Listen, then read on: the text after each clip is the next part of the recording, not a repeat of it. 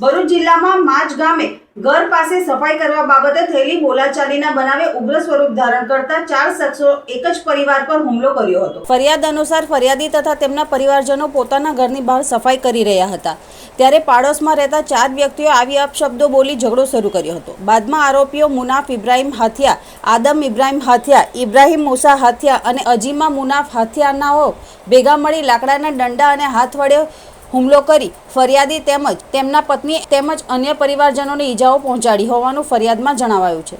મારામારી દરમિયાન ફરિયાદીને માથા તથા શરીરના અન્ય ભાગોમાં ઈજાઓ પહોંચી હોવાનું અને પરિવારના અન્ય સભ્યોને પણ માર મારવામાં આવ્યો હોવાનું નોંધાયું છે।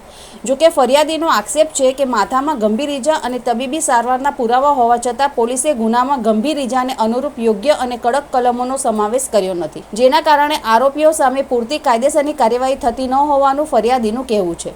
ફરિયાદીએ પોલીસ વિભાગના ઉચ્ચ અધિકારીઓ સમક્ષ રજૂઆત કરી કે ગુનામાં ગંભીર ઈજાને અનુરૂપ કલમો ઉમેરવા અને મુનાફ ઇબ્રાહિમ હાથિયા, આદમ ઇબ્રાહિમ હાથિયા, ઇબ્રાહિમ મૂસા હાથિયા તથા અજીમા મુનાફ હાથિયા સામે યોગ્ય કાયદેસરની કાર્યવાહી કરવાની માંગ કરી છે।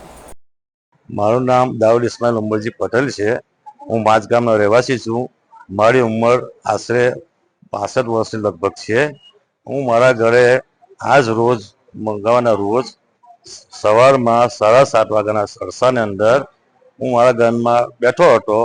એ અરસાની અંદર મારા પત્ની અને હું બે સાફ સફાઈ કરવા માટે બહાર નીકળેલા।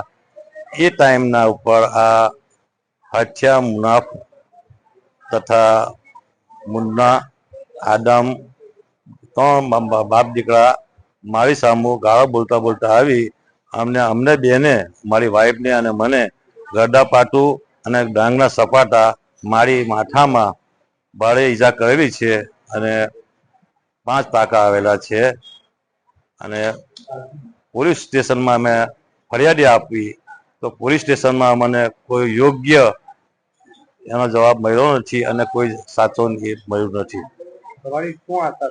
મારે એટલું જ કહેવું મારે વિના માધ્યમથી કે મને આનો ન્યાય પોલીસ સ્ટેશનમાં આવી અને દરેક એના ઉપર હોસ્પિટલના બી સારી રીતના મને મળે યોગ્ય રીતે એવું